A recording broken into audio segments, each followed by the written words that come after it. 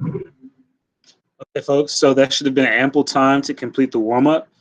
As I discussed yesterday, I don't want to overemphasize the importance of completing the warm ups on time, but I do want to remind you all that they are worth points. And so you should dedicate some time every day to making sure you're getting done three things: the warm up, the exit ticket, and whatever that day's asynchronous assignment is.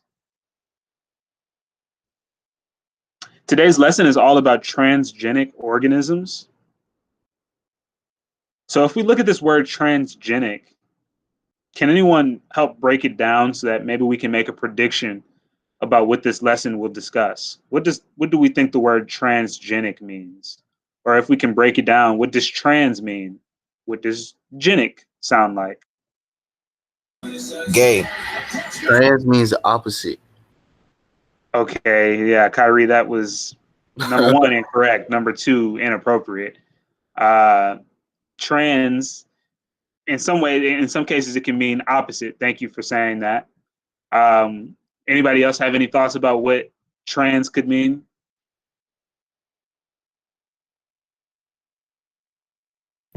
Like switch. Okay, it can mean to switch. Thank you, Faith. So it can mean to move across something or to transport something, to switch something. Okay. What does the word genic sound like? G, or not word, but the suffix genic, Genic.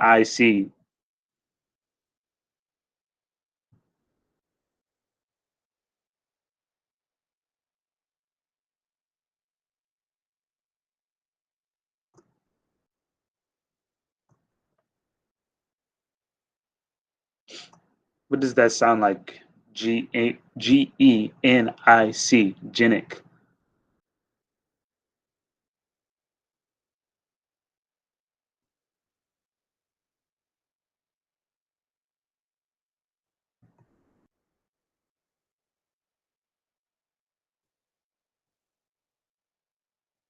Like combined or something.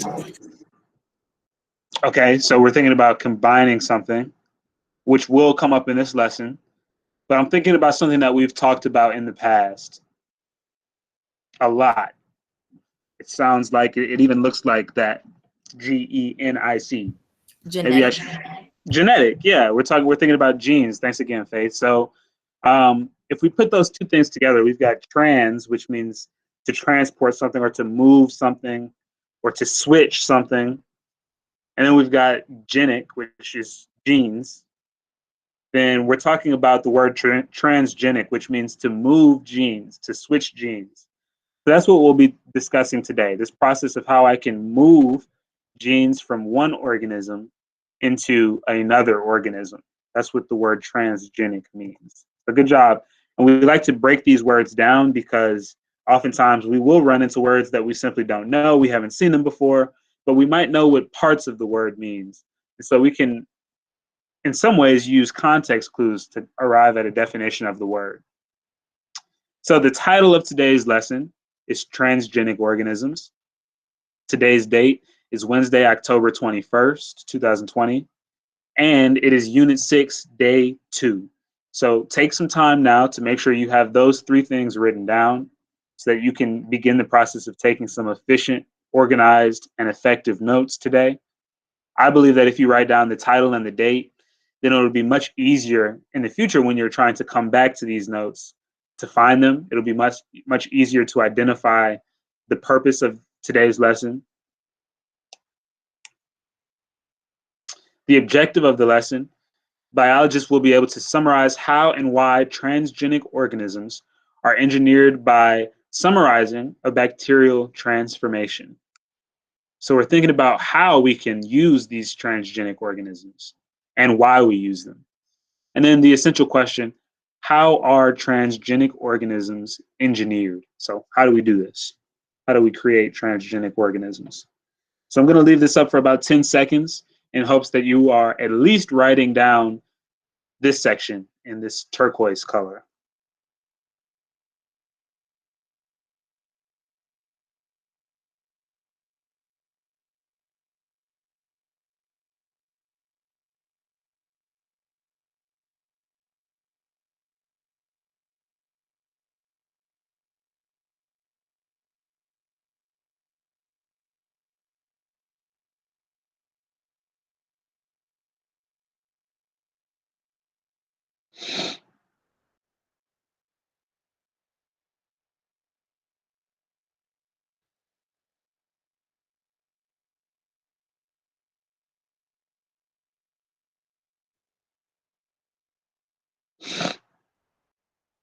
Okay.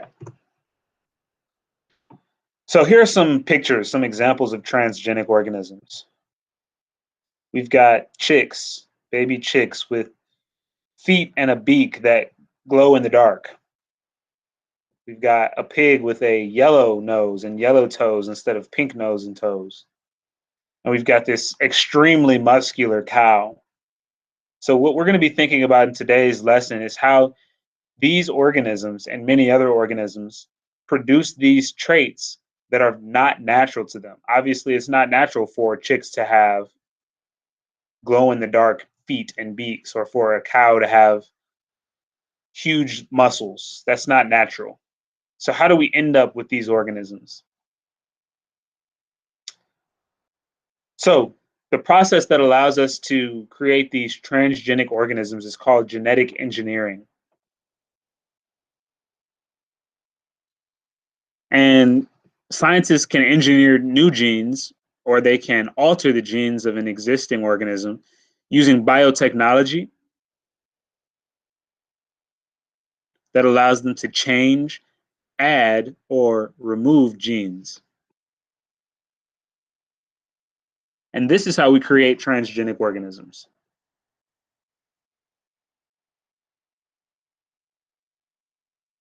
So go ahead and write down this brief introductory sentence about transgenic organisms, please.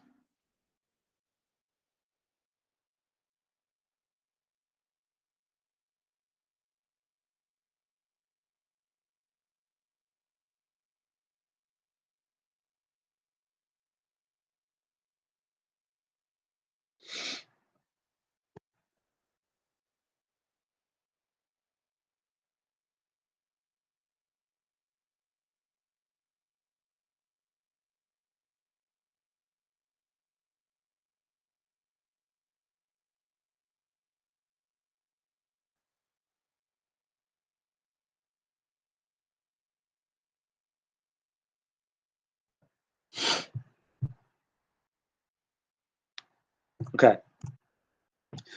Now, if we look at these images, they're not the best representation of what happens. Obviously, we cannot just use a scalpel to just cut into DNA. We can't use tweezers or tongs or forceps to just pick out pieces of DNA and place them elsewhere. DNA is a microscopic molecule. It is extremely small, and not only can we not see it, but we don't have tools that allow us to just move pieces of DNA apart. But we do have a process that uses bacteria. And so we're going to talk about that process. It uses bacteria and enzymes to essentially cut pieces of DNA and place them elsewhere.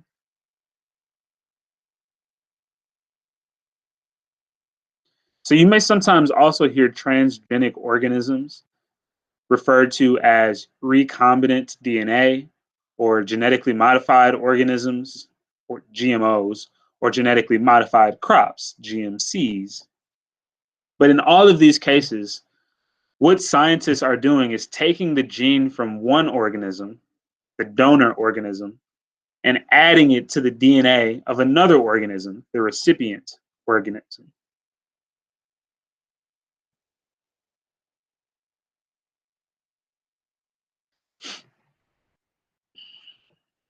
So we've got to keep in mind that a gene is just a section of DNA. So we can take out that section of DNA using enzymes, and then we can put it elsewhere.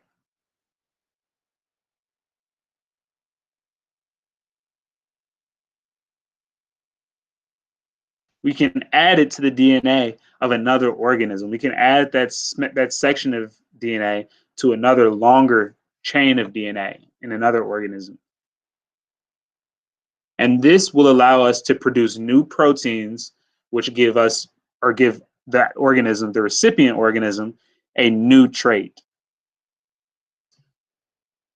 So you all may still be writing, and I'll come back to this slide, but I want us to go back and think here. If each of these is a recipient organism, meaning that it's gotten the DNA from another donor organism, then let's think about who the donors might be. Keep in mind that the donor organism naturally produces these traits.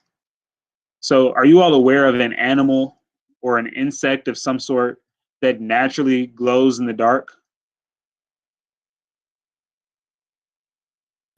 Fireflies. Okay, fireflies is a pretty good example. Yeah, Frog. would you say, Kyrie? Frog. Okay, frogs are also a good example. Um, there are also fish that are bioluminescent. Sorry, the phone is ringing. But there are fish that are bioluminescent, which means that they glow in the dark. And so we can take the proteins from those organisms and we can add them to the DNA. We can take the DNA from those organisms and add them to the DNA of these chickens, which allows parts of them to glow in the dark as well. Same thing over here with these muscular cows. Can anybody think of an organism that is naturally very muscular?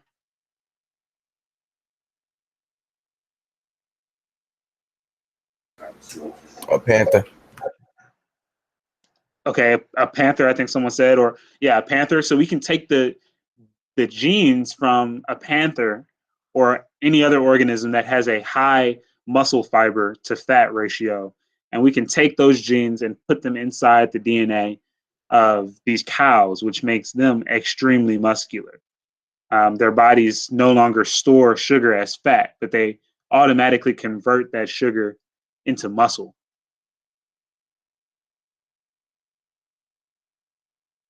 I said I would go back. So please make sure that you've written down that sentence. Scientists take a gene from one organism, the donor, and add it to the DNA of another organism, the recipient.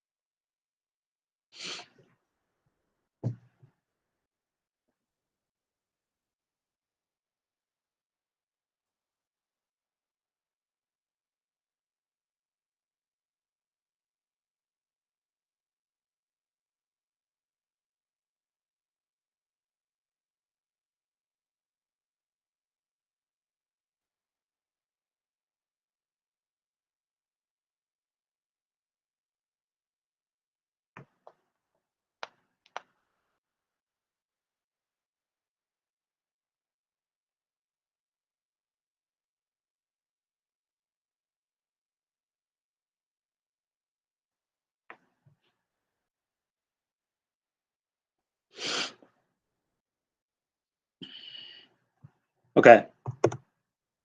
So the specific type of genetic engineering that allows us to create these transgenic organisms is called bacterial transformation. Bacterial transformation is a process used to make copies of desired genes in order to create large amounts of a specific protein. So we've got to keep in mind, genes code for proteins. A gene is a section of DNA that codes for a specific protein or a specific group of proteins. So this process of bacterial transformation allows us to first make copies of the gene, and then second, mass produce these proteins, whatever the protein is that we desire. Could be insulin, could be melanin, could be adrenaline, could be specific types of antibodies. Whatever we're looking to produce, if we can get the gene that produces that protein, we can use bacterial transformation to mass produce that protein.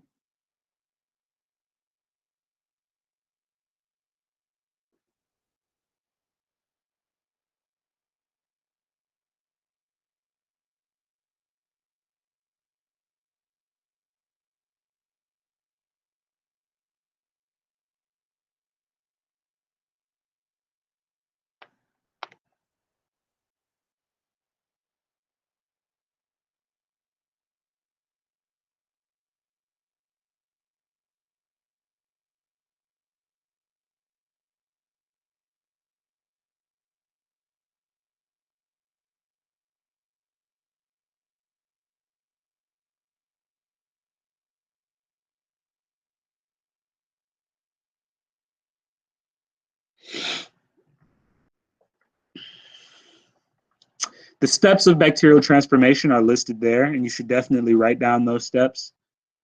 The first step is to, once you've identified the gene that you're looking for, you've got to cut it out. Now, I don't want you all to think of this process of cutting or cleaving the gene out as a violent process or as a harmful process. It's not. It doesn't hurt the organism. It doesn't hurt the donor organism at all. We can get DNA from hair. We can get DNA from a single cell. And so this alone does not harm the organism. But we just are going to cut out the gene that we want. Then we're going to insert that gene into a plasmid, a circular form of DNA inside of a bacterial cell. We're going to take the gene we want. We're going to put it inside of the bacterial plasmid. Once the bacteria takes in the plasmid, scientists can select the bacteria that have successfully done that.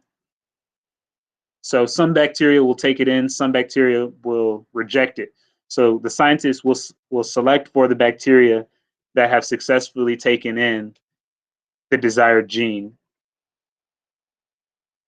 And then the bacteria will allow that protein to be produced. They'll generate copies of the gene, and they're going to start making the protein that is desired.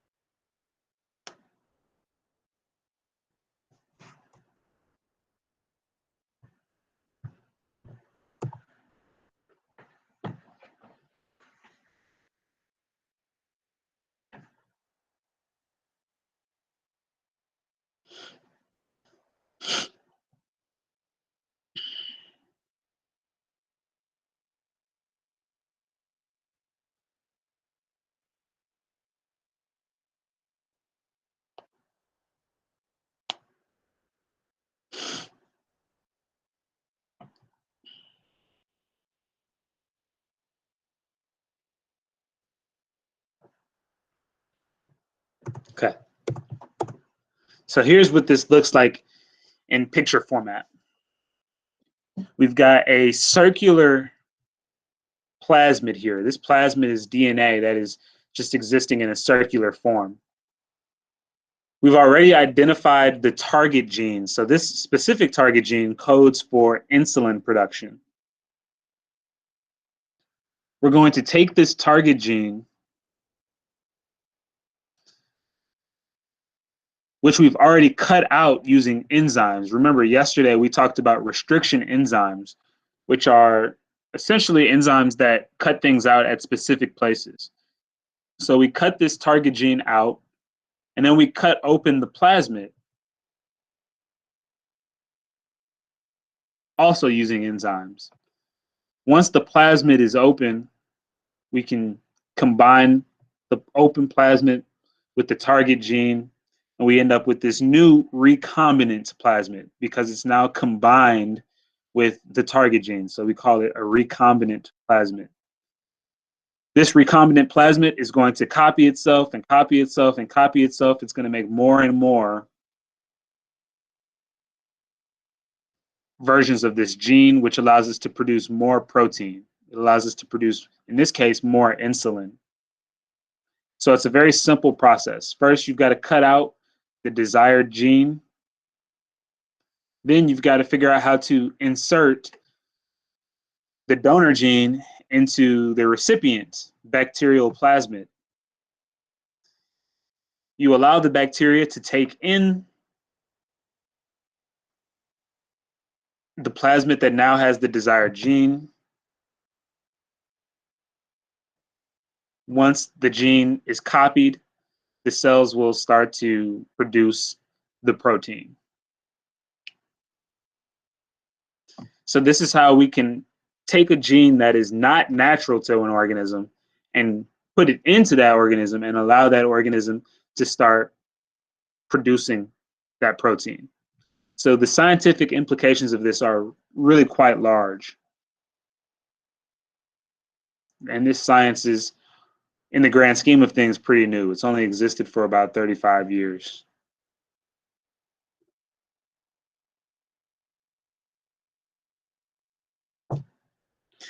But it's not just the scientific implications that are important. We use these transgenic organisms in our society. We use them to manufacture medicines like antibiotics and vaccines. We use them to grow crops and increase crop yield, which means that we can get more food. So in some cases, we end up creating crops that are rich in vitamins and other nutrients. We can create crops that are resistant to insects or viruses or droughts. So these scientific advancements really change not only science, but the global economy as well.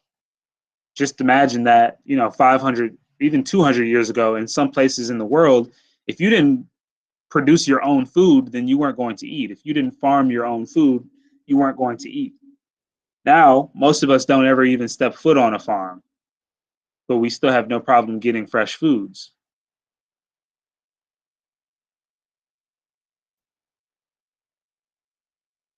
Okay.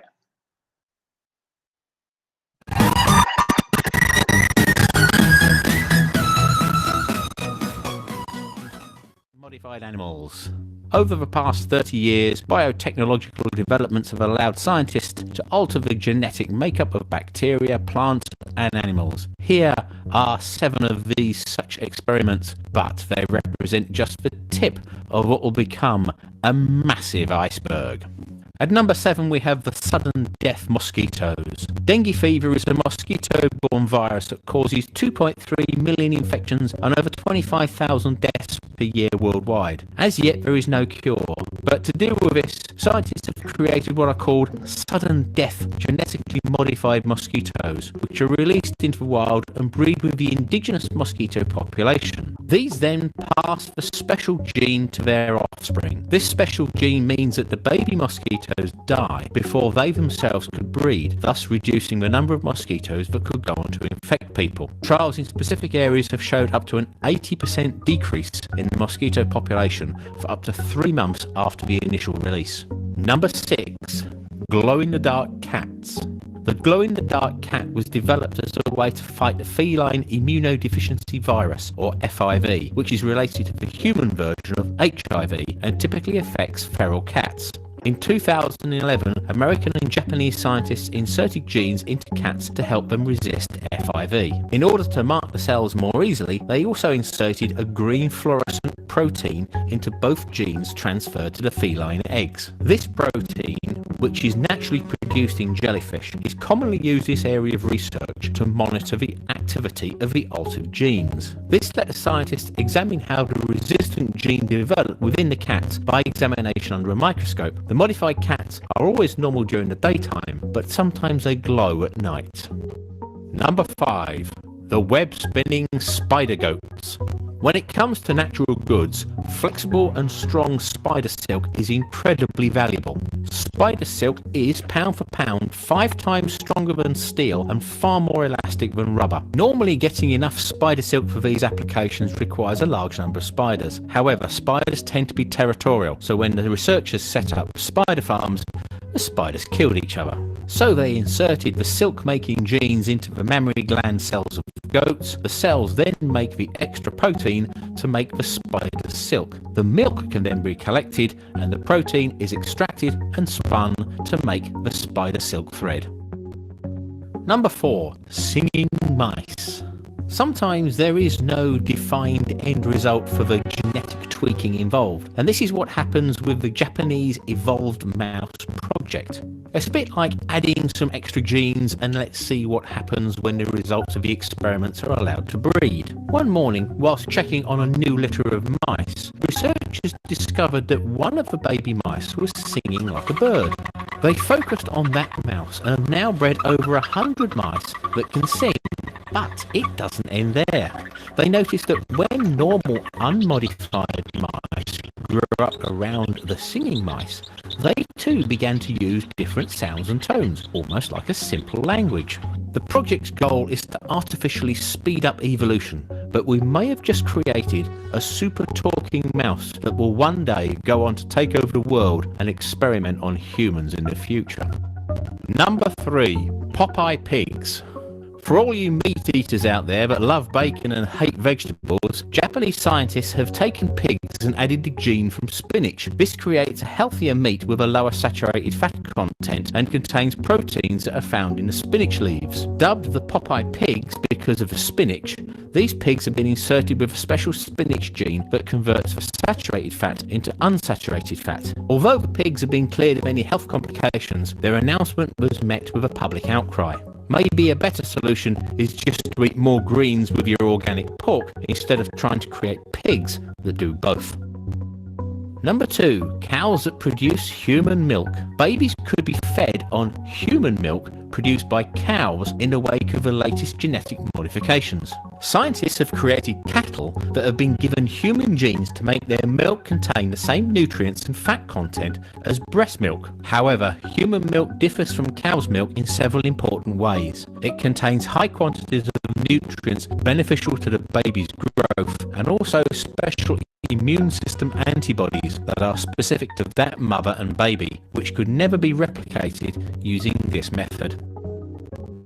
Number 1. Glowing zebrafish. Glowfish is a patented brand of genetically modified fluorescent zebrafish with bright red, green and orange fluorescent colours. Though it was originally created to show the presence of toxins in water, it was the first genetically modified animal that has gone on to be widely available to the public as a pet. In 1999, scientists at the National University of Singapore were working with a gene called the green fluorescent protein, or GFP, originally extracted from a jellyfish that naturally produced a bright green bioluminescence. They inserted the genome into the zebrafish embryo, allowing it to integrate with the zebrafish's genome. This caused the fish to be brightly fluorescent under both natural white light and also ultraviolet light. The idea was to develop a fish that would detect pollution by glowing in the presence of environmental toxins. Thanks for watching, and I hope you. Okay. So there are many different types of transgenic organisms. Some of them are just cool, but many of them have really profound implications in our society and in the ways we live our lives. For example, there are bacteria that produce insulin that is then used for people who need it. There are pest-resistant corn.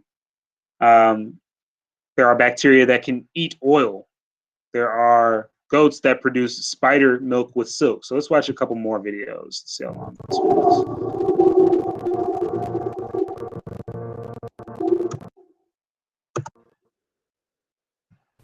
Now, one of the best examples and the one you need to know about of genetic modification is how bacteria have been engineered genetically to produce human insulin.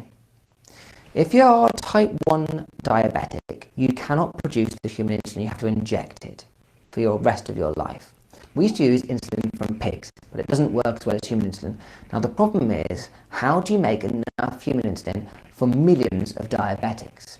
The answer is to get the gene that makes human insulin from a person's DNA, cut it out and stick it into a bacteria. The bacteria will read that gene as if it's one of its own and manufacture the protein insulin as if it was one of its own proteins. So you're basically using this bacteria a bit like a slave to produce human insulin. The great thing is that once you've done it once, the bacteria reproduce millions of times, pass on that gene every time because it reproduces asexually, and so very quickly you can get a population of billions of bacteria all making human insulin in a little factory for us via genetic modification. So, to go through that process in detail, step 1, remove a plasmid from a bacteria. Cut it open with some restriction enzymes. Step 3, locate and remove human insulin gene using the same restriction enzymes. You're going to cut out the human insulin gene from someone's DNA using those same restriction enzymes. Then you need to combine that insulin DNA with the plasmid. To do that, you're going to need your ligase enzymes, so then they get combined.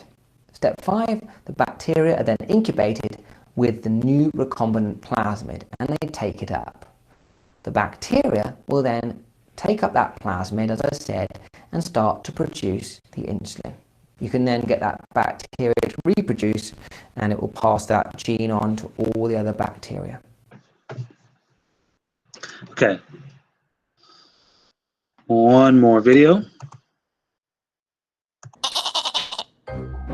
These may look like your normal goats, but they produce milk-containing spider silk protein. These goats have just a little bit of spider in them.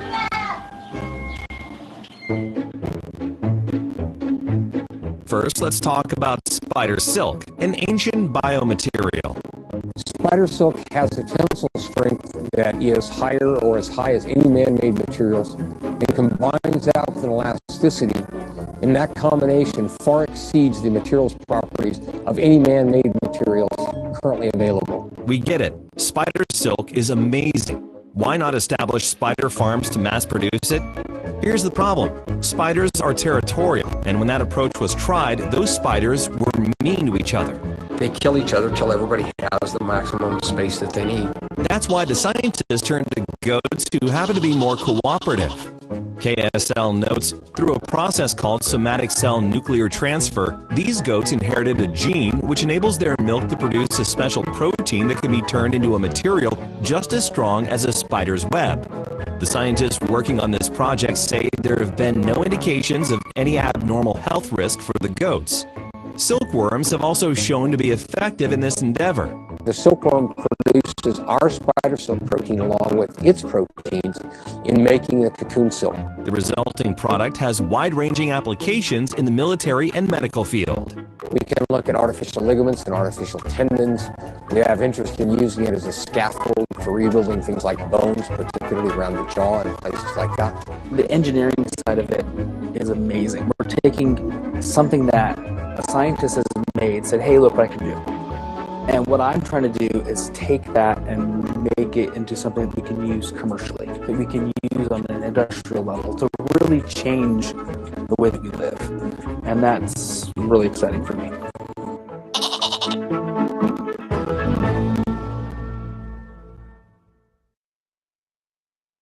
Okay. So another implication of this scientific technology, these developments, is gene therapy.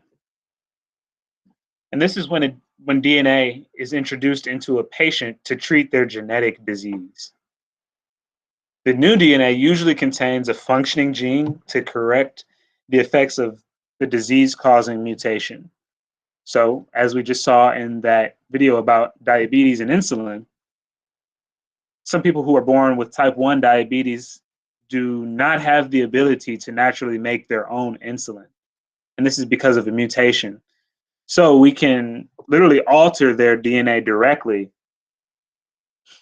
by introducing the corrected DNA that will allow their cells to produce insulin on their own.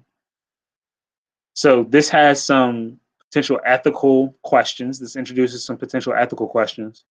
But again, like everything else, it is important that we are at least discussing these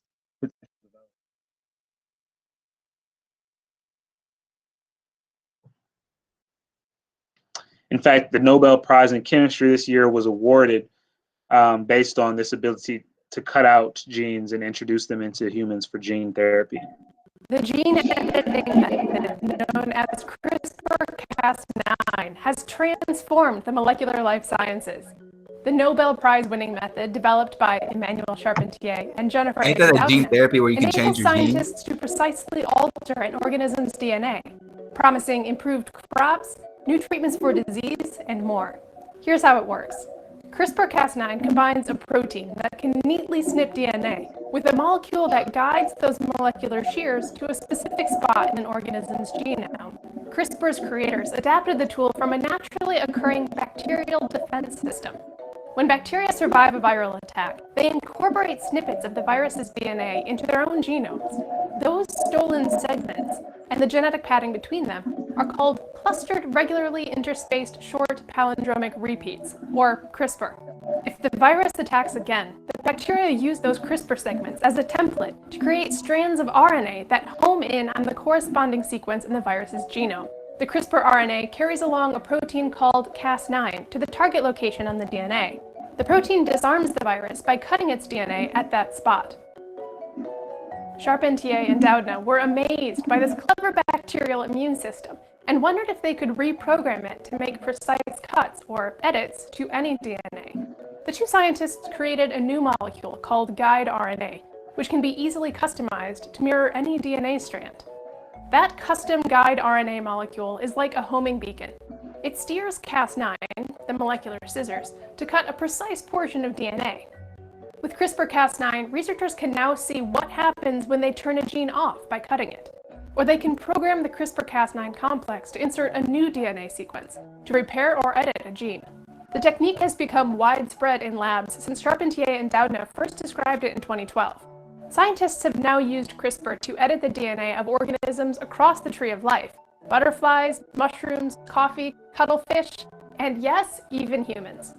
And while it may still be several years before some of the more ambitious applications are proven to work, such as using CRISPR to cure genetic diseases, CRISPR has proven indisputably useful as a research tool. Scientists around the world have published thousands of experiments using the gene editing tool in their research, and the technology has spawned dozens of companies.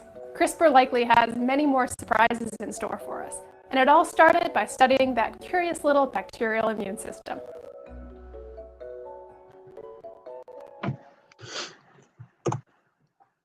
Okay.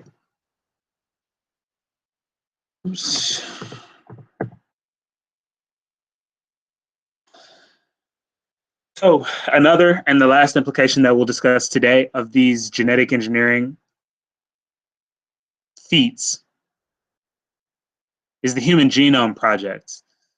It was an international research program whose goal was to complete the mapping and understanding of an entire individual's genome. So this project was so important, and it took place over the course of over a dozen years, and it was a collaborative effort. So people from around the world worked on this project in order to map the genome of humans.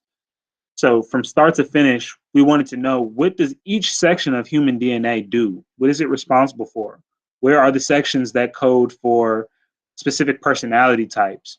Where are the sections that code for breast cancer, as we discussed last week? Where are the sections that code for darker hair color?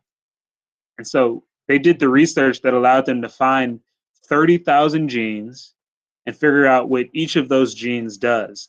They also found that there are vast portions of our DNA that we still do not know what they do. So there's still a lot of research to be done to figure out why those sections are there, because we don't know what they do yet, or they might not have a job at all.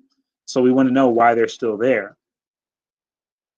The question is, what does the DNA sequence refer to? Of course, that refers to the order of the nucleotides, nitrogen bases, A, T, C, and G. No U. Remember, DNA does not have U. Of course, there are ethical complications here. When you're editing, as Anthony said at the beginning of the video, it is possible now to edit the genes of human beings, but doing so it can cause ethical concerns, because Just because you can do something does not necessarily mean that you should do it.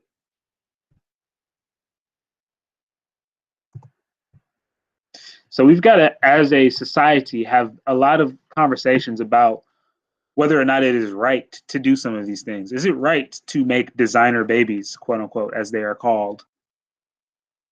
Babies where the parents, if they have enough money, can literally pay to say, I want my child to grow up to be 6'3", and I want my child to have blue eyes, and I want my child to have very muscular arms so that they can be a good baseball pitcher. So is that right? So there are a lot of questions that we need to have about these ethical concerns, and we're going to have some of those conversations tomorrow. But in the meantime, we've got 23 minutes left. That should be ample time to complete the assignment for the day. The exit ticket is the assignment. So what you are expected to do is to complete this transgenic organisms assignment. There are some multiple choice questions, but there are also some open-ended questions. So go ahead and take the next 22 minutes to knock that out. I will be here on mute if you need anything.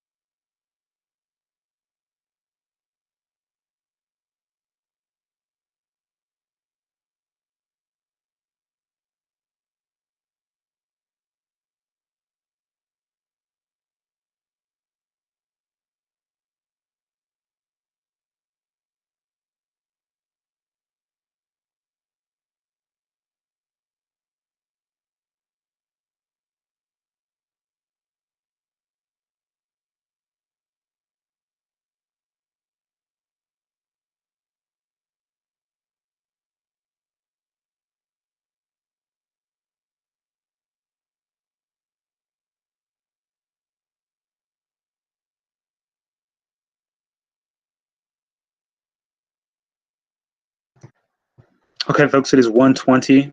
So at this point, you all are good to go and get ready for fourth block. We have 2 more days this week. I'm looking forward to them, and I hope you are too.